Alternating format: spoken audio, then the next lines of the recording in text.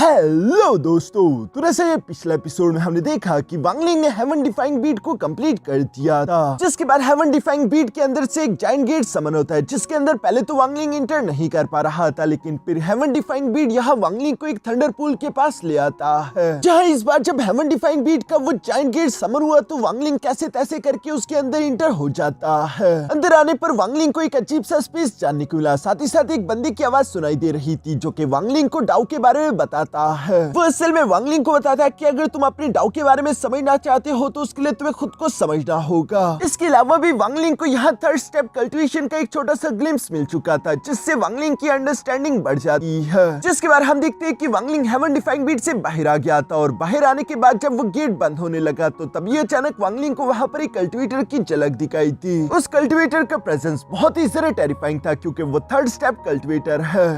अब आगे तो नेक्स्ट एपिसोड की शुरुआत यहाँ उसी थंडर पूल से शुरू होती है, जिसके दो सर्कल थे, एक आउटर सर्कल और दूसरा इनर सर्कल। जहाँ वांगलिंग फिलहाल आउटर सर्कल में मौजूद था, तभी अचानक हम देखते हैं कि वांगलिंग की हेवन डिफाइंग बीट उसके सामने आ गई, जिसका अपीयरेंस चेंज होने लगा। उस पर सूरज की शक्ति और चांद की शक्ति के मार्क आना शुरू हो गए, यानी कि यिन और यांग की पावर यहाँ इस हेवन डिफाइंग बीट के अंदर आ चुकी थी। जिसके बाद हेवन डिफाइंग बीट वांगलिंग की बॉडी के अंदर जाकर समा जाता है। दूसरी तरफ सीन शिफ्ट होकर यहाँ दूर एक दूसरे कल्टिवेटर पर आ गया था, जो कि अपने ब्लू थंडर बीस्ट पर सवार उसी थंडर पूल की तरफ बढ़ रहा था। साथ ही साथ वो कहता है कि थंडर इमोर्टल रेल्म जल्दी ओपन होने वाला है, इसलिए इस बार मुझे थंडर पूल में जाकर ज्यादा से ज्यादा प्राइमल फोर्स रिफाइन करके इकट्ठा करनी होगी। वो ये सब सोचते हुए थंडर पूल की तरफ बढ़ ही रहा था, तभी अचानक उसे थंडर पूल से अजीब सा प्रेशर महसूस हुआ। वो हैरान होते हुए कहता है कि क्या थंडर पूल में कुछ चेंज हो चुका है। ये कहते हुए जब वो थंडर पूल के सामने आया तो सबसे पहले उसे अपने सामने सिल्वर हॉर्न थंडर बीस्ट देखने को मिला, जो कि उसे देखकर गुस्से से गुर्रा रहा है। साथ ही साथ वहाँ पर एक इल्यूजरी यिन रेल्म का पपेट भी है। ये दो इतनी पावरफुल चीजें देखकर वो कल्टिवेटर अपने मन में सोचने लगा कि इसका मतलब ये तो नहीं कि अंदर मौजूद जो कल्टिवेटर है वो भी थंडर सेलेस्टियल हॉल का कोई मैसेंजर है। ये सब कहते हुए उस कल्टिवेटर की नजर वांगलिंग पर पड़ गई थी, जिसे देखकर वो हैरान होते हुए कह रहा था, लेकिन इस आदमी की कल्टिवेशन तो असेंडेंट स्टेज से ज्यादा नहीं लग रही, पर फिर भी असेंडेंट लेवल की कल्टिवेटर तो इस थंडर पूल के अंदर इंटर ही नहीं कर सकती। आखिर ये थंडर पूल के अंदर बेफिक्री के साथ कैसे बैठा हुआ है। ये सब जब वो सोच रहा था तभी अचानक दूसरी तरफ हम देखते हैं कि वांगलिंग ने यहाँ पर सिर्फ अपनी आंखें ओपन की, जिसके साथ ही यहाँ उस कल्टिवेटर पर एक बहुत ही सारा अजीब भारीपन सा प्रेशर लगने लगता है। उससे ऐसा लगता है जैसे कि वो पूरे ब्रह्मांड के सामने खड़ा हो, जैसे कि उसकी इस आदमी के सामने कोई भी औकात नहीं हो। ऐसा प्रेशर तो सिर्फ एक थर्ड स्टेप के कल्टिवेटर के सामने ही फील किया जा सकता है। इतना टेरिफाइंग प्रेशर यहाँ उस कल्टिवेटर के दिल और दिमाग पर लग रहा था, वो भी सिर्फ वांगलिंग की एक नजर से। इवन की इस प्रेशर की वजह से वो आदमी खून की उल्टी करने लगा। वो पीछे की तरफ गिरते हुए कहता है कि इस आदमी की सिर्फ एक ही नजर से मेरा दिल और दिमाग पूरी तरीके से हिल चुके, मैं अंदर से डैमेज हो चुका हूँ। आखिर ये आदमी है कौन। असल में वांगलिंग ने चूंकि उस थर्ड स्टेप के कल्टिवेटर को देखा था तो वांगलिंग अभी भी उसी बारे में सोच रहा है और इसी वजह से यहाँ ये प्रेशर इस लड़के ने भी फील किया। जहाँ पर हमें जानने को मिलता है कि इसका नाम है शेनगोंग और ये थंडर सेलेस्टियल हॉल का मैसेंजर है। वैसे तो ये कॉर्पोरल यांग रेल्म का कल्टिवेटर था, लेकिन वांगलिंग की उस झलक और प्रेशर के बाद अचानक से इसको इंजरी हुई और उसी की वजह से इसका कल्टिवेशन लेवल भी गिर चुका है। शेनगोंग हैरान होते हुए कह रहा था कि मेरा डाउ हार्ट बुरी तरीके से डर के मारे कांप रहा है और मेरी कल्टिवेशन भी कम हो गई। मैं अचानक इल्यूजरी यिन रेल्म पर आ गिरा हूँ। ये इसी वजह से हुआ है क्योंकि वांगलिंग उसे थर्ड स्टेप कल्टिवेशन के बारे में सोच रहा था, जहाँ पर वांगलिंग अपने मन में कह रहा था कि हेवन डिफाइंग बीट के अंदर थर्ड स्टेप कल्टिवेशन तक जाने का रास्ता है। आज मुझे बस सिर्फ उसकी एक झलक देखने को मिली और फिर भी ये मेरे लिए बहुत ही बड़ा कीमती खजाना था और किसी दिन जब वो जायंट गेट पूरी तरीके से ओपन हो जाएगा तो उस अपॉर्चुनिटी का तो मैं अंदाजा भी नहीं लगा सकता कि वो मेरे लिए कितने ज्यादा फायदे की होगी। वांगलिंग यहाँ ये सब सोचने के बाद जब होश में आकर पीछे की तरफ शेनगोंग की तरफ देखता है तो उसकी हालत काफी खराब दिखाई दे रही थी। दूसरी तरफ शेनगोंग भी अपने मन में कह रहा था कि इस आदमी की सिर्फ एक ही नजर से मेरा दिल और दिमाग पूरी तरीके से शटर हो गई। ये आदमी यकीनन एक लेजेंडरी डाउट डीमन होगा। इसकी ओरिजिनल कल्टिवेशन कम से कम भी सेकंड स्टेप के पीक या फिर थर्ड स्टेप के नजदीक होगी, इसलिए मुझे इस आदमी को फॉलो करना चाहिए। अगर मैंने इस आदमी को फॉलो करके अपना मास्टर बना लिया तो ये मेरे लिए सबसे बड़ी अपॉर्चुनिटी होगी। मैं अपनी जिंदगी की इतनी बड़ी अपॉर्चुनिटी को हाथ से जाने नहीं दे सकता। शेनगोंग को अपने इरादों पर पूरे यकीन था, वो हमेशा दिल की बात मानता था। वो जानता है कि उसका दिल गलत नहीं हो सकता, इसलिए वो फौरन वांगलिंग के सामने रिस्पेक्ट पेश करते हुए कहता है कि सीनियर मैं आपको प्रणाम करता हूँ। वांगलिंग उससे देख के बगैर ही सवाल करते हुए पूछता है कि तुम्हें क्या चाहिए, जिस पर वो जवाब देते हुए कहता है कि ये जूनियर, इसका नाम है शेनगोंग। मैं ऑल अलाइंस स्टार सिस्टम के साउथर्न रीजन में मौजूद शेन फैमिली से बिलोंग करता हूँ। साथ ही मैं एक सेकंड क्लास का थंडर सेलेस्टियल हॉल मैसेंजर हूँ। ओरिजिनली मेरी कल्टिवेशन कॉर्पोरल यांग रेल्म की थी और मैं चाहता हूँ कि मैं आपके सामने प्लेज करूँ। प्लीज सीनियर, आप मेरे मास्टर बन जाए। यानी कि ये एक ऐसी शपथ है जिस शपथ के बाद शेनगोंग वांगलिंग के साथ जुड़ जाएगा और उसे हमेशा वांगलिंग की बात माननी पड़ेगी। शेनगोंग बताता भी है कि ये इसलिए मैं कर रहा हूँ क्योंकि मैंने अभी आपके रेल्म का प्रेशर महसूस किया और मैं सेंस कर सकता हूँ कि आप कितने ज्यादा ताकतवर है, इसलिए ये सब मैं कह रहा हूँ। दूसरी तरफ वांगलिंग उसकी बातों को इग्नोर करते हुए यही सोच रहा था कि मेरी कल्टिवेशन बेशक इतनी ज्यादा नहीं है, लेकिन फिर भी इसे लगता है कि शायद मेरी कल्टिवेशन बहुत ज्यादा है, इसलिए ये मेरे साथ ये शपथ लेना चाहता है। इसलिए वांगलिंग तो उसे एक्सेप्ट करने का नहीं सोच रहा था क्योंकि ये वांगलिंग के लिए ठीक नहीं। लेकिन दूसरी तरफ शेनगोंग वांगलिंग से कह रहा था कि मेरे साथ बहुत सारी कल्टिवेशन फैमिलीज एफिलिएटेड है, यानी कि मुझे बहुत सारी फैमिलीज का सपोर्ट है। अगर मैं आपके साथ जुड़ जाऊं तो इससे आपकी ताकत भी इंक्रीज होगी। और वैसे भी ये बात हम लोग पहले ही जान चुके हैं कि सारे के सारे सेलेस्टियल हॉल मैसेंजर इसी तरह अपने साथ लोगों को जोड़ते हुए खुद की स्ट्रेंथ को इंक्रीज करते हैं। बिल्कुल वैसे ही जहाँ कियान फैमिली भी वांगलिंग के साथ अलायंस बनाना चाहती थी, लेकिन वांगलिंग ने साफ साफ मना कर दिया था क्योंकि वांगलिंग जानता है कि वो इतना सारा ताकतवर नहीं कि वो उन सबको प्रोटेक्ट कर सके। पर यहाँ पर मौजूद ये शेनगोंग वांगलिंग के बहुत ज्यादा काम आ सकता है। वो अपने मन में सोच रहा था कि ये जूनियर वाकई में काम का है, लेकिन किसी दिन जब इसे सच्चाई मालूम हो जाएगी तो तब मेरे लिए मुश्किलें क्रिएट हो सके। ये लड़का मेरे लिए अपने सारे खतरे भी ले आएगा। इसलिए वांगलिंग शेनगोंग की बातों को नहीं मानना चाहता था, लेकिन दूसरी तरफ शेनगोंग तो कैसे तैसे वांगलिंग को एग्री करना चाहता है। वो वांगलिंग से कह रहा था कि प्लीज सीनियर आप इस जूनियर के प्लेज को एक्सेप्ट कर ले। मैं आपसे सिर्फ थोड़ी बहुत गाइडेंस चाहता हूँ। मैं अपने कल्टिवेशन के बॉटलनेक पर पहुंच चुका हूँ जिससे आगे मैं नहीं बढ़ पा रहा। सिर्फ आपकी गाइडेंस ही मुझे आगे बढ़ने में मदद कर सकती है। लेकिन वांगलिंग उसकी बात सुनकर जवाब देते हुए कहता है कि इम्पॉसिबल, यानी कि वांगलिंग उसे एक्सेप्ट नहीं करने वाला। जिस पर शेनगोंग को काफी बुरा लगा। वो उदास चेहरा पकड़ लेता है। थोड़ी देर सोचने के बाद वो अचानक यहाँ पर वांगलिंग की तरफ देखते हुए कहता है कि सीनियर प्लीज मुझे मना मत कीजिए। मैं अपनी मन मर्जी से आपको अपनी डाउ सोल का टुकड़ा भी देने के लिए तैयार हूँ, जो कि आपके साथ मेरी 100% वफादारी का प्रूफ होगा। प्लीज मैं आपसे भीख मांगता हूँ, मेरी प्लेज को एक्सेप्ट करें। मैं अगले 1000 साल तक आपको सर्व करना चाहूंगा। ये सब कहते हुए यहाँ शेनगोंग ने अपनी डाउ सोल का टुकड़ा बाहर निकाल लिया था, जो देखकर तो लिन सुआन भी सरप्राइज हो गया था कि आखिर ये लड़का क्या कर रहा है जो कि अपनी मन मर्जी से अपनी डाउ सोल इस तरह से ऑफर कर रहा है। दूसरी तरफ वांगलिंग भी यहाँ शेनगोंग के हाथ में उसकी डाउ सोल का टुकड़ा देकर अपने मन में कहने लगा कि अगर ये अपनी डाउ सोल का टुकड़ा मुझे दे रहा है, फिर अगर फ्यूचर में ये मेरे खिलाफ भी हो गया तब भी ये मुझे नुकसान नहीं पहुंचा सकता, क्योंकि जब तक वांगलिंग के पास इसकी डाउ सोल है वांगलिंग आसानी के साथ उसे जान से मार सकता है, वो भी बिना किसी मेहनत के। इसलिए हर हाल में शेनगोंग को वांगलिंग की बात माननी ही पड़ेगी। जो सब सोचने के बाद वांगलिंग शेनगोंग की तरफ देखते हुए कहता है कि ठीक है, तुम डाउ सोल तो मुझे दे रही हो, लेकिन कहीं तुम्हें ऐसा तो नहीं कि बाद में इसका अफसोस होगा। शेनगोंग को अपने इंस्टिंक्ट पर पूरा यकीन था, इसलिए वो आगे की तरफ बढ़ते हुए कहता है कि इस जूनियर को कभी भी इस फैसले का अफसोस नहीं होगा। इसलिए वांगलिंग भी उसकी डाउ सोल का टुकड़ा अपने पास रख लेता है। इसके बाद वांगलिंग उससे सवाल करते हुए पूछता है कि आखिर तुम यहाँ पर क्या करने आए थे, जिस पर शेनगोंग जवाब देते हुए कहता है कि थंडर सेलेस्टियल रेल्म जल्दी ओपन होने वाला है और उसके ओपन होने से पहले मैंने सोचा था कि मैं थंडर पूल में आकर कल्टिवेशन करते हुए थोड़ी प्राइमल फोर्स इकट्ठा कर लूंगा। जो सुनकर वांगलिंग जवाब देते हुए कहता है कि मैं ऑल हेवन स्टार सिस्टम से नहीं हूँ, तो क्या तुम मुझे बता सकते हो कि एग्जैक्टली थंडर इमोर्टल रेल्म कब ओपन होने वाला है। जिस पर शेनगोंग जवाब देते हुए कहता है कि 30 साल बाद, और हम जैसे सेकंड स्टेप कल्टिवेटर अपने थंडर कैलिडोन का इस्तेमाल करते हुए थंडर सेलेस्टियल रेल्म में इंटर कर सकते हैं। ये सुनकर तो वांगलिंग याद करने लगा कि पिछली बार जब मैं रेन इमोर्टल रेल्म गया था तो वहाँ पर वांगलिंग को बहुत सारी कीमती ट्रेजर्स मिले थे, जैसे कि गॉड शूटिंग चैरी और सेलेस्टियल सोर्ड्स, मास्टर ज़ावी जिन्होंने अपने असेंडेंट क्रिस्टल भी वांगलिंग को दिया था। और अब बारी है थंडर इमोर्टल रेल्म की, जहाँ पर भी वांगलिंग को बहुत सारे कीमती ट्रेजर्स मिल सकते हैं, इसलिए वांगलिंग वहाँ पर जाना मिस नहीं कर सकता। इसलिए वांगलिंग यहाँ शेनगोंग से सवाल करते हुए पूछता है कि थंडर सेलेस्टियल रेल्म में इंटर करने के लिए कितने हाई कल्टिवेशन लेवल पर रिस्ट्रिक्शन लगती है।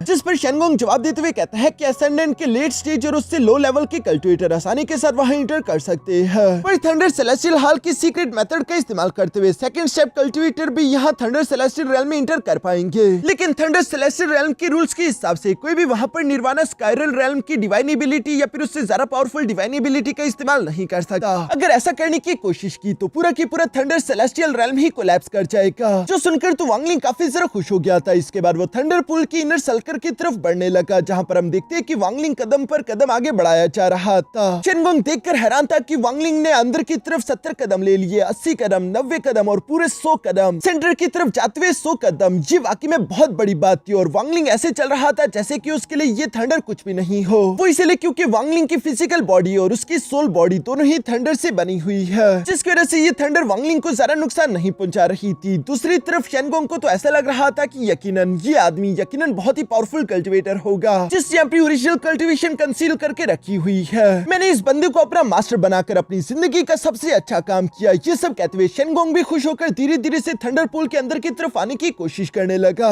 जहां अंदर आने के बाद शेनगोंग को बहुत ज्यादा तकलीफ हो रही थी। सिर्फ 10 कदम चलने के बाद ही शेनगोंग की लिमिट पूरी हो गई और वो वहीं पर कल्टीवेशन करने के लिए बैठ गया, जहां उसके लिए थंडर फोर्स भी ज्यादा था। इवन कि वो खून की उल्टियां कर रहा था। साथ ही साथ वो अपने मन में कह रहा था कि अभी सिर्फ मैं 10 स्टेप ही अंदर आ सकता हूँ, क्योंकि मेरी कल्टीवेशन का एक लेवल कम हो गया। जब मैं कॉर्पोरल यांग रैलम के पीक पर हुआ करता था तब मैं आसानी के साथ 50 कदम अंदर की तरफ जा पाता था। वो ये सब सोच रहा था, जबकि दूसरी तरफ हम देखते हैं कि वांगलिंग 100 कदम आगे जाने के बाद कल्टीवेशन करने के लिए बैठ गया था और वो आसपास थंडर एनर्जी को इकट्ठा करते उसे प्राइमल फोर्स में कन्वर्ट कर रहा था। साथ ही साथ वांगलिंग याद करते हुए कहता है कि ली डाउसी के साथ फाइट करते हुए मेरी एनर्जी काफी बुरी तरीके से एग्जॉस्ट हो चुकी थी। जिस थंडर एनर्जी को मैं यहाँ पर रिकवर कर सकता हूँ, साथ ही साथ थंडर प्राइमल आर्ट का इस्तेमाल करते हुए यहाँ की थंडर एनर्जी को प्राइमल एनर्जी में भी कन्वर्ट कर पा रहा हूँ, जो कि फर्स्ट स्टेप कल्टीवेटर के लिए थोड़ा डिफिकल्ट जरूर है, लेकिन वांगलिंग फिर भी ये कर रहा था। और चूंकि वांगलिंग की फिजिकल बॉडी और उसकी ओरिजिन सोल दोनों ही प्योर थंडर एनर्जी से बनी है, तो इसलिए वांगलिंग बहुत ज्यादा तादाद में थंडर एनर्जी अपनी तरफ अट्रैक्ट कर पा रहा था, जो देखकर शेनगोंग अपने मन में कहने लगता है कि यकीनन मास्टर की कल्टीवेशन बहुत ही ज्यादा डीप है, जो कि वो इतनी ज्यादा थंडर एनर्जी को इस तरह से अपनी तरफ खींच रहा है। मैं खुद कभी भी इतनी ज्यादा थंडर एनर्जी को अपनी तरफ अट्रैक्ट नहीं कर पाया, वरना मेरी ओरिजिन सोल बुरी तरीके से इंजर्ड हो जाती। ये सब कहते हुए शेनगोंग और वांगलिंग दोनों ही कल्टीवेशन कर रहे थे और ये दोनों ही थंडर एनर्जी को यहाँ प्राइमल फोर्स में कन्वर्ट कर रहे हैं। जहाँ कल्टीवेशन करते करते पूरे 2 साल गुजर गए थे। 2 साल बाद वांगलिंग महसूस करता है कि यहाँ जो आउटर लेयर की थंडर फोर्स है वो पूरी तरीके से 100% प्योर नहीं, तो इसलिए इससे बनने वाली प्राइमल फोर्स भी इतनी ज्यादा प्योर नहीं हो सकती। लगता है कि मुझे यहाँ इस थंडर पूल के सेंटर की तरफ जाना होगा, यानी कि इनर सर्कल में, जहाँ पर पर्पल कलर की लाइटनिंग चमक रही थी, यानी कि वो सबसे ज्यादा प्योरेस्ट थंडर एनर्जी होगी, जिसे वांगलिंग कन्वर्ट करके purest primal force of heaven and earth बना सकता है। और वांगलिंग को वैसे भी जल्द से जल्द खुद की रिकवरी करनी थी और खुद को ताकतवर करना था, इसलिए वांगलिंग ज्यादा इंतजार नहीं करता, बल्कि वो फुन से खड़े होकर दोबारा से आगे बढ़ने के लिए तैयार होने लगा, जो देखकर तो शेनगोंग भी एक्साइटेड हो गया और वो एक्साइटेड होते हुए कह रहा था कि 2 साल के इंतजार के बाद आखिरकार वो मोमेंट आ गया जहां मैं अपने मास्टर की महानता देख पाऊंगा। वो अब इनर सर्कल की तरफ मूव करने वाले हैं। अब मुझे मेरे सीनियर की डिवाइन एबिलिटीज देखने को मिलेगी और मैं उनकी ताकत का थोड़ा बहुत अंदाजा लगा पाऊंगा,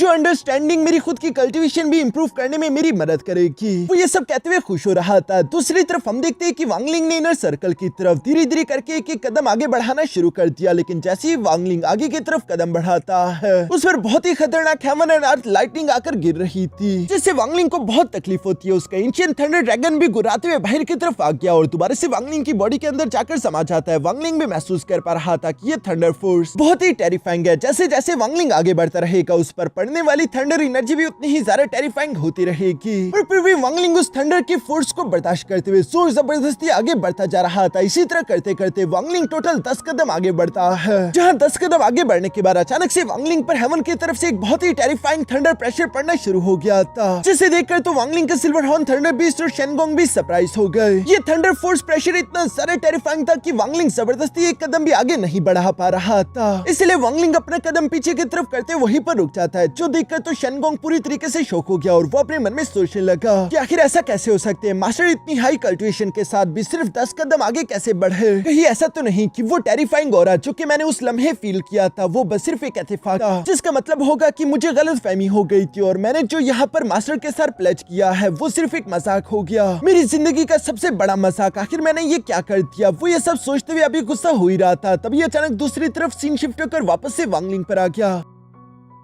जहाँ वांगलिंग सोच रहा था कि मैं अगर अपना पूरा जोर भी लगा दूं तो मैं आगे नहीं बढ़ पा रहा। हालांकि मेरी जो ओरिजिन सोल है वो भी सेम सोर्स यानी कि थंडर से बनी है, जरूर आगे बढ़ने का कोई ना कोई रास्ता तो होगा। वांगलिंग जब यहाँ ये सब सोचते हुए अपनी आंखें ओपन करता है तो अचानक से हम देखते हैं कि हर एक चीज हवा में ही फ्रीज हो गई, पानी हो या फिर थंडर लाइटनिंग, जिससे वांगलिंग जैसे ही टच करता है वो वांगलिंग को पीछे की तरफ धकेल देती है। ये देखकर वांगलिंग कहने लगा कि हम दोनों के पास सेम सोर्स है, फिर भी ये दोनों सेम फोर्स एक दूसरे को दूर धकेल रही है। क्या आगे बढ़ने का असली राज कहीं ये तो नहीं कि मुझे जोर जबरदस्ती नहीं करनी, क्योंकि डाउ के हिसाब से हेवन एंड अर्थ के जितने भी फेनोमेनास होते हैं वो हमारे अंदर से जन्म लेते हैं, तो इसका मतलब कि मुझे जोर जबरदस्ती नहीं करनी बल्कि अपने डाउ को इसके साथ मर्ज करना होगा। ये कहते साथ ही वांगलिंग ने फन से अपने लाइफ एंड डेथ डोमेन यानी कि डाउ को एक्टिवेट करना शुरू कर दिया, जिसमें थंडर की पावर भी थी, और वांगलिंग यहाँ पर अपने डोमेन को एक्टिवेट करते उसे यहाँ इस थंडर पूल के साथ मर्ज कर देता है। और चूंकि ऐसा करने की वजह से वांगलिंग और ये थंडर पूल एक दूसरे के साथ एक हो चुके थे तो इन दोनों की थंडर फोर्सेस एक दूसरे को रिपेल नहीं कर रही, बल्कि यहाँ हम देखते हैं कि थंडरपूल वांगलिंग को वेलकम कर रहा था। वांगलिंग बिना किसी खौफ के एक एक कदम बढ़ाकर बड़ी तेजी से आगे की तरफ बढ़ने लगता है, जो देखकर तो शेनगोंग की भी आंखें पटी की पटी रह गई थी। वो हैरान होते हुए कह रहा था कि मास्टर तो इस थंडर पर ऐसे आगे बढ़ रहे हैं जैसे कि ये उनके लिए सीढ़ियां हो। बल्कि अगर कहा जाए तो थंडर ने खुद मास्टर को एक्सेप्ट किया, यानी कि मास्टर थंडर डाउ के पीक पर पहुंच चुके हैं। 2 साल जो मैंने यहाँ पर इंतजार किया वो इसी तरह के किसी लम्हे के लिए किया था। मैं अपने महान मास्टर की डिवाइन एबिलिटी को देखना चाहता था, जो कि मेरे मास्टर ने मुझे दिखा दी। दूसरी तरफ हम देखते हैं कि वांगलिंग काफी कूल तरीके से मूव करते करते थंडरपूल के इनर सर्कल के सेंटर में पहुंच गया था, जहाँ पर वांगलिंग कह रहा था कि मैंने थर्ड स्टेप की सिर्फ एक झलक देखी और इससे मुझे डाउ की थोड़ी बहुत अंडरस्टैंडिंग हुई। बेशक इस डाउ का इस्तेमाल करते हुए कोई अटैक नहीं किया जा सकता, लेकिन फिर भी ये 1000 डिवाइन एबिलिटी इससे ज्यादा कीमती है। जो सब कहते हुए वांगलिंग वही सेंटर में कल्टिवेशन करने के लिए बैठ गया था। शेनगोंग भी दूर से ये सब देख रहा था। तभी अचानक वो साइड की तरफ महसूस करता है कि हवा में एक बड़ा सा space time crack portal open हो गया, जिसके अंदर से एक आदमी धीरे धीरे निकलकर बाहर आने लगा और वो कहता है कि ये जगह तो बहुत ज्यादा भीड़ से भरी हुई है। वांगलिंग भी ये आवाज सुनकर तिरछी आंख से उस आदमी की तरफ देखता है। दूसरी तरफ शेनगोंग उस आदमी को देखते ही पहचान गया था और वो कहता है कि जेन कोंगली, आखिर ये यहाँ पर कैसे? दूसरी तरफ हम देखते हैं कि जेन कोंगली वो भी थंडर सेलेस्टियल हॉल का एक मैसेंजर था, जो कि अभी हाल ही में इंटर हुआ है और साथ ही साथ वो भी एक कॉर्पोरल यांग रैल्म का कल्टीवेटर है। वो भी शेनगोंग की तरफ बहुत ज्यादा टैलेंटेड है। तभी अचानक उसकी नजर थंडरपूल के सेंटर में मौजूद वांगलिंग पर पड़ गई थी, जिसे देखकर वो हैरान होते हुए कह रहा था कि इस आदमी की कल्टीवेशन तो सिर्फ असेंडेंट के पीक पर है, फिर भी ये थंडरपूल के इनर सर्कल में इतनी शांति के साथ कैसे बैठा हुआ है। जेन कोंगली को भी यहाँ पर वांगलिंग काफी जरा मिस्टीरियस लग रहा था। पर थोड़ी देर सोचने के बाद वो मुस्कुराकर अपने मन में कहता है कि यकीनन इसके पास कोई बहुत ही कीमती ट्रेजर होगा, जिसकी वजह से ये इनर सर्कल के थंडर्स को बर्दाश्त कर पा रहा है। यहाँ जेन कोंगली अब ये सब कह रहा था। तभी अचानक दूसरी तरफ शेनगोंग उसकी तरफ देखते हुए कहता है कि कोंगली, ये जगह तुम्हारे आने के लिए नहीं है, इसलिए दफा हो जाओ यहाँ से। जिसके बाद सुनकर कोंगली उसकी तरफ देखते हुए कहता है कि ओ अच्छा, ये तो तुम हो शेनगोंग, मैं तो तुम्हें देख ही नहीं पाया। वो क्या है ना कि तुम्हारी कल्टीवेशन गिर चुकी है, इसी वजह से मैं तुम्हें पहचान नहीं पाया। जिस पर शेनगोंग कहता है कि इस मामले से तुम्हारा कोई लेना देना नहीं। लेकिन कोंगली कहाँ सुनने वाला था। वो धीरे धीरे सामने की तरफ आते हुए वांगलिंग को आवाज देकर कहता है कि इनर सर्कल में मौजूद मेरे दोस्त, मुझे पूरे यकीन है कि तुम्हारे पास यकीनन बहुत ही कोई कीमती ट्रेजर है, जिसका इस्तेमाल करते हुए तुम इनर सर्कल के थंडर्स को बर्दाश्त कर पा रहे हो। प्लीज बाहर आओ और मुझे वो ट्रेजर दिखाओ, मैं एक बार उसे देखना चाहता हूँ। ये सुनकर तो वांगलिंग की बॉडी के अंदर मौजूद लिनसुआन डर से कांपते हुए कहता है कि ये अच्छा नहीं हुआ, अब ये भी हमारे पीछे पड़ चुका है। अगर इसे हमारे राज के बारे में मालूम हो गया तो हम लोगों की खैर नहीं, हम मरेंगे यहाँ पर। दूसरी तरफ वांगलिंग भी अपने मन में सोचने लगा कि इस कॉर्पोरल यांग रैल्म के कल्टीवेटर को लगता है कि मेरे पास यकीनन कोई ग्रेट ट्रेजर है, और इसी गलत फहमी की वजह से ये आदमी इतनी आसानी के साथ यहाँ से नहीं जाने वाला। यही सही वक्त है शेनगोंग की लॉयल्टी को चेक करने के लिए।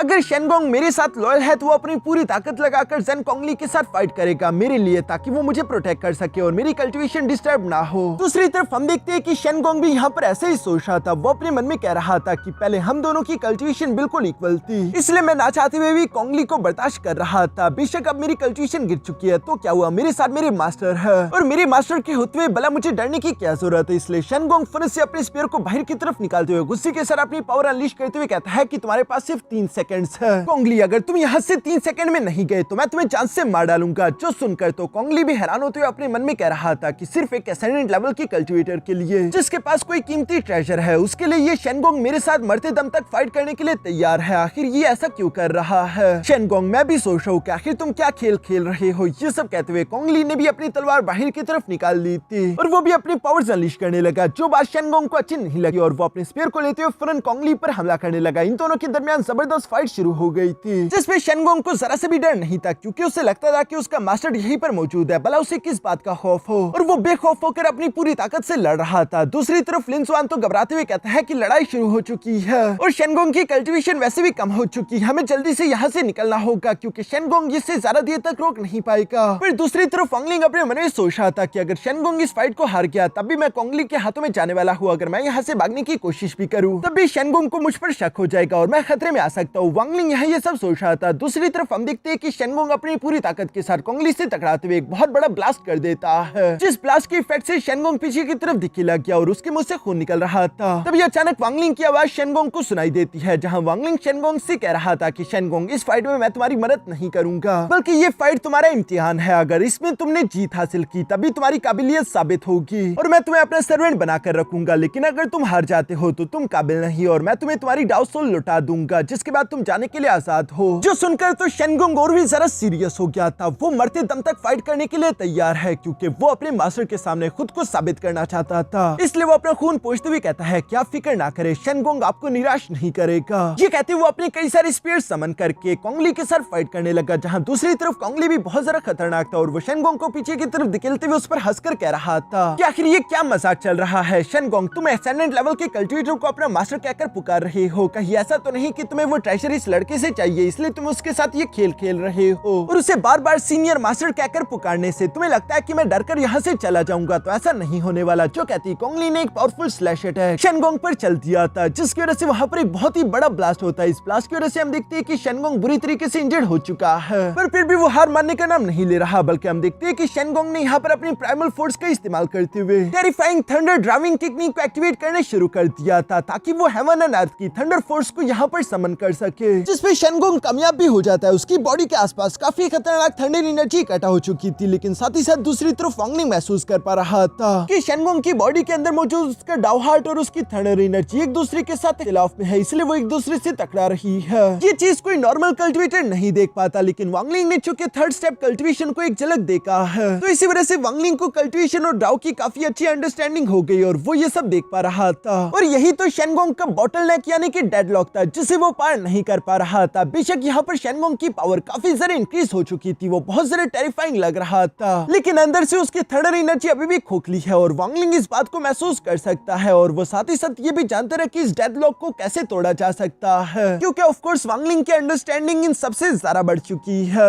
इसके बाद हम देखते हैं कि शेनगोंग ने अपने स्पेयर को कोंगली की तरफ थ्रो कर दिया था, जिसे वो अपनी तलवार से ब्लॉक करके पीछे की तरफ धकेल देता है। साथ ही साथ हम देखते हैं कि कोंगली ने यह 1000 सोर्ड फॉर्मेशन आर्ट क्रिएट करते हुए एक बहुत बड़ा डिवाइन सोर्ड क्रिएट कर दिया था, जिससे वो शेनगोंग की तरफ भेज रहा था। ये देखकर शेनगोंग भी अपने डिवाइन स्पेयर को समन कर लेता है और हवा में हम देखते हैं कि इन दोनों के अटैक सिरा जाकर एक दूसरे से टकरा गए। ये दोनों ही अपनी पूरी जान लगा रहे थे, जिस टकराव की वजह से अचानक यहाँ पर एक बहुत बड़ा ब्लास्ट हो जाता है, जिस ब्लास्ट के इफेक्ट ने इन दोनों को पीछे की तरफ धकेल दिया। शेनगोंग और भी जरा इंजर्ड हो गया था, वो खून की उल्टी कर रहा था और अचानक से खड़े होकर यहाँ कोंगली से कहता है कि मुझे हमेशा तुम्हारे तरीकों से नफरत थी, लेकिन आज तुम्हारे साथ फाइट करके मुझे एक बात का अंदाजा तो हो गया कि तुम्हारे पास भी अच्छे स्किल्स मौजूद है। तभी अचानक यहाँ शेनगोंग को साइड से वांगलिंग की आवाज सुनाई देती है, जो कि शेनगोंग से कह रहा था कि शेनगोंग तुम्हारी डिवाइन एबिलिटीज में बेशक थंडर की शेप और उसकी ताकत जरूर है, लेकिन तुम्हारी डिवाइन एबिलिटीज में थंडर्स की सोल मिसिंग है। ये इसी वजह से हो रहा है क्योंकि तुम्हारा डाउ हार्ट अभी तक तुम्हारे थंडर के साथ पूरी तरीके से मर्ज नहीं हुआ, और अगर तुम्हारा डाउ हार्ट ही तुम्हारे थंडर के साथ कंप्लीटली मर्ज नहीं होगा तो तुम बताओ कि आखिर तुम असली थंडर की पावर को कैसे अनलीश कर सकोगे और उसे कमांड कैसे दे सकोगे। जो सुनकर तो शेनगोंग वांगलिंग से काफी ज्यादा इंप्रेस हो जाता है, क्योंकि थंडर सेलेस्टियल हॉल के लीडर ने भी शेनगोंग से बिल्कुल ऐसे ही कहा था। और शेनगोंग यहाँ पर वांगलिंग को मास्टर कहकर पुकारते हुए कहता है कि इसी में मास्टर मुझे आपकी गाइडेंस चाहिए, जिस पर कोंगली तो शेनगोंग पर हंस रहा था और वो हंसते हुए कहता है कि ये तो सब लोग जानते हैं कि डाउ इंटेंट को थंडर के साथ पूरी तरीके से मर्ज होना होगा, लेकिन कल्टिवेशन का रास्ता बहुत ही जरा अनक्लियर होता है। कोई भी नहीं जानता कि ये काम कैसे किया जाए। सिर्फ बातों से कुछ नहीं होता बल्कि एक्शंस मैटर करते हैं। इस तरह की महानता वाली बातें तो तुमने कर ली, चलो अब मुझे भी दिखाओ कि आखिर तुम कर क्या सकते हो। कोंगली की ये बातें सुनते हुए वांगलिंग फुरस से हवा में आकर अपने हाथ में थोड़ी सी अपनी थंडर एनर्जी इकट्ठा कर लेता है, जो कि उसने फुरस से शेनगोंग के सोलसी के अंदर भेज दी थी, जहाँ पर हम देखते हैं कि वांगलिंग की वो थंडर एनर्जी यहाँ कोंगली के सोलसी में आकर वांगलिंग की लाइफ एंड डेथ डोमेन बनाना शुरू कर देती है, जिसके अंदर पहले ही वांगलिंग की थंडर फोर्स है और वो यहाँ पर शेनगोंग की सोल को थंडर फोर्स के साथ मर्ज करने में उसकी मदद कर रही थी। बेसिकली वांगलिंग शेनगोंग को सिर्फ रास्ता दिखा रहा था, जो कि शेनगोंग को समझ आ जाता है। वांगलिंग शेनगोंग से सवाल करते हुए पूछता है कि क्या तुम अब समझ गए, जिस पर शेनगोंग का ऑरा चेंज होने लगा। उसकी आंखें खुल चुकी थी, उससे अंडरस्टैंडिंग हो चुकी है, इसलिए वो यहाँ पर कह रहा था कि मैं समझ चुका हूँ। मैं हमेशा से किनारों पर फोकस करता रहा, लेकिन मुझे किनारों के बजाय डाउ एसेंस के सोर्स पर फोकस करना चाहिए, तो मैं अपने दुश्मनों को बिना लड़े ही डरा कर भगा सकता हूँ। जो कहती शेनगोंग ने खतरनाक थंडर फोर्स अनलीश की, जिसके प्रेशर को महसूस करके कोंगली भी पूरी तरीके से शॉक हो गया था। वो हैरान होते हुए कहता है कि शेनगोंग ने सिर्फ एक ही झटके में डाउ एसेंस के कोर पर पॉइंट करना शुरू कर दिया। इंस्टेंटली उसका डाउ हार्ट भी ब्रेक थ्रू कर चुका है। उसका डाउ हार्ट एडवांस होकर पहले से ज्यादा स्ट्रॉन्ग हो चुका, जिसकी वजह से शेनगोंग की थंडर एबिलिटीज पर पहले से ज्यादा पकड़ मजबूत हो चुकी है। लेकिन कोंगली को इस बात का यकीन नहीं आ रहा था कि एक मामूली एसेंडेंट लेवल का कल्टीवेटर आखिर ऐसी अंडरस्टैंडिंग कैसे रख सकता है। ये आदमी कोई मामूली एसेंडेंट लेवल का कल्टीवेटर नहीं हो सकता। जरूर इसने भी अपनी कल्टीवेशन को कंसील किया है, जबकि इसकी ओरिजिनल कल्टीवेशन का तो मैं अंदाजा भी नहीं लगा सकता। दूसरी तरफ शेनगोंग वांगलिंग का शुक्रिया अदा करता है इस अंडरस्टैंडिंग अंडरस्टैंडिंग और गाइडेंस के लिए। साथ ही सर वो कोंगली की तरफ देखते हुए कह रहा था कि जेन कोंगली चलो आ जाओ, अब दोबारा से फाइट करते हैं, मैं इस बार तैयार हूँ। इस बार शेनगोंग का प्रेशर पहले से कई गुना ज्यादा टेरिफाइंग था, जो महसूस करके कोंगली भी फौरन यहाँ वांगलिंग से माफी मांगते हुए कहता है कि मास्टर मुझे माफ कर दीजिए, जो मैं आपको पहचान नहीं पाया और मैंने सीनियर की कल्टिवेशन को डिस्टर्ब किया। उम्मीद करता हूँ कि सीनियर इसके लिए मुझे माफ कर देगा। वांगलिंग उसकी बातें सुनकर खामोश खड़ा था। दूसरी तरफ कोंगली यहाँ शेनगोंग की तरफ भी देखते हुए कहता है कि कांग्रेचुलेशन मेरे भाई शेनगोंग, इतना काबिल तरीन मास्टर अपने लिए तलाश करने के लिए तुम वाकई में बहुत ज्यादा खुश नसीब हो, ये तुम्हारे लिए किसी खजाने से कम नहीं है। जबकि दूसरी तरफ वो साथ ही साथ ये भी कहता है कि मैं हार एक्सेप्ट करता हूँ, मैं अब तुमसे नहीं लड़ने वाला। साथ ही साथ वो ये भी बताता है कि मुझे थंडर सेलेस्टियल हॉल की समन डिग्री ऑलरेडी मिल चुकी है। आज और अभी से मैं चाहूंगा कि हम दोनों मिलकर काम करें। मैं चाहूंगा कि थंडर सेलेस्टियल हॉल के हम दोनों फेलो मैसेंजर बने। ये सब कहने के बाद कोंगली वहाँ से जाने की इजाजत मांगते हुए फौरन वहाँ से रवाना हो गया। दूसरी तरफ उसके जाने के बाद शेनगोंग भी वांगलिंग की तरफ आते हुए माफी मांगते हुए कहता है कि मैंने आपकी पीसफुल कल्टीवेशन को बिला वजह डिस्टर्ब कर दिया, उसके लिए मैं आपसे माफी चाहता हूँ। जिस पर वांगलिंग कहता है कि अच्छा ये बताओ कि आखिर ये समन डिग्री क्या है। जिस पर शेनगोंग जवाब देते हुए कहता है कि summons degree thunder celestial hall के जितने भी कैंडिडेट्स होते हैं उन्हें बुलाने की एक ऑर्डर डिग्री है,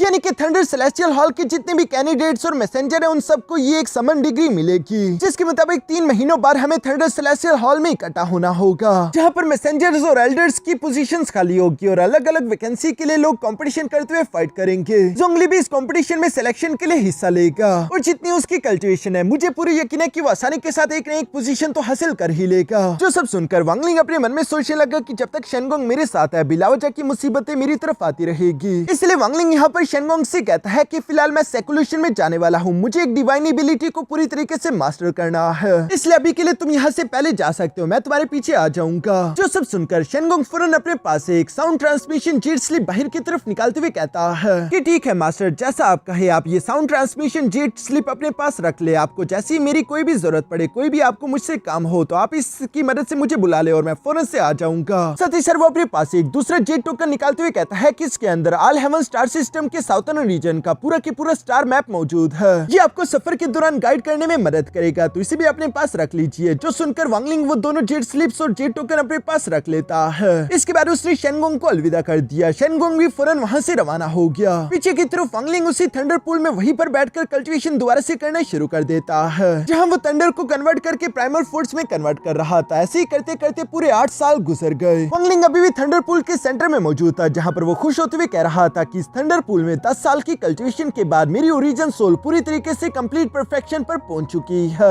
यानी कि वांगलिंग ने इतनी ज्यादा थंडर फोर्स और प्राइमल फोर्स अपनी बॉडी के अंदर एब्सॉर्ब कर ली थी कि अब जरा से भी जगह नहीं बची और ज्यादा प्राइमल फोर्स और थंडर फोर्स एब्सॉर्ब करने के लिए। और ये बॉटलनेक वांगलिंग के कल्टीवेशन रेल्म की वजह से था, इससे ज्यादा वांगलिंग आगे नहीं बढ़ पा रहा। इसलिए वांगलिंग सोच रहा था कि अगर मैं आगे बढ़ना चाहता हूँ तो उसके लिए मुझे सेकंड स्टेप कल्टीवेशन में कुछ भी करके ब्रेक थ्रू करना ही होगा। जो सब सोचने के बाद वांगलिंग फौरन अपने पास से हेवन डिफाइंग बीट को बाहर की तरफ निकाल लिया, जिसके 5 एलिमेंट्स अब कंप्लीट हो चुके थे। जो 5 एलिमेंट्स कंबाइन होकर 2 फॉर्म्स में बदल चुके हैं, एक यिन और दूसरा यांग फॉर्म। लेकिन आखिर इस यिन यांग का मतलब क्या है? हेवन डिफाइंग बीट के सारे राज अभी भी वांगलिंग को समझ नहीं आ रहे थे। वांगलिंग यही सोच रहा था कि आखिर हेवन डिफाइंग बीट को आगे क्या चाहिए होगा। ये सब सोचते हुए वांगलिंग हेवन डिफाइंग बीट के अंदर भी जानकर देखता है, जहाँ पर हम देखते हैं कि हेवन डिफाइंग बीट के स्पेस के अंदर अभी भी मिस लिमुआन, वांगपिंग और उसकी वाइफ की सोल्स मौजूद थी। बल्कि वांगलिंग महसूस करता है कि हेवन डिफाइंग बीट के अपग्रेड होने की वजह से वो सोल सोर्स भी ज्यादा स्टेबल हो चुकी थी। इसके बाद वांगलिंग सोचने लगा कि 10 साल तो गुजर चुके हैं, इसका मतलब कि थंडर सेलेस्टियल रेल्म के ओपन होने में बस सिर्फ 20 साल बचे हैं। और थंडर सेलेस्टियल रेल्म के ओपन होने से पहले वांगलिंग को कुछ भी करके अपना लेवल ब्रेक थ्रू करना होगा, जिसके लिए वांगलिंग यहाँ पर उसे स्टार मैप का इस्तेमाल करता है और वो देखता है कि साउथर्न रीजन में यहाँ पर बहुत सारे अबंडेंट प्लैनेट्स मौजूद है, जिसमें से एक प्लैनेट ऐसा भी था जहाँ पर सिर्फ मॉर्टल इंसान रहा करते थे और ये जगह वांगलिंग को पसंद आती है। वांगलिंग यहाँ पर अपना कल्टीवेशन लेवल ब्रेक थ्रू कर सकता था, जिस दौरान उसे कोई भी परेशान ना कर सके। वांगलिंग को एक ऐसा प्लैनेट चाहिए था जो कि पूरा की पूरा वांगलिंग का हो, वहाँ पर दूसरा कोई भी बंदा मौजूद ना हो वांगलिंग को डिस्टर्ब करने के लिए। इसलिए वांगलिंग अपने सिल्वर हॉर्न थंडर बीस्ट पर सवार होते उसी प्लैनेट की तरफ रवाना हो गया। और यहाँ इसी जबरदस्त सीन के साथ हमारा ये एपिसोड यहीं पर खत्म हो जाता है।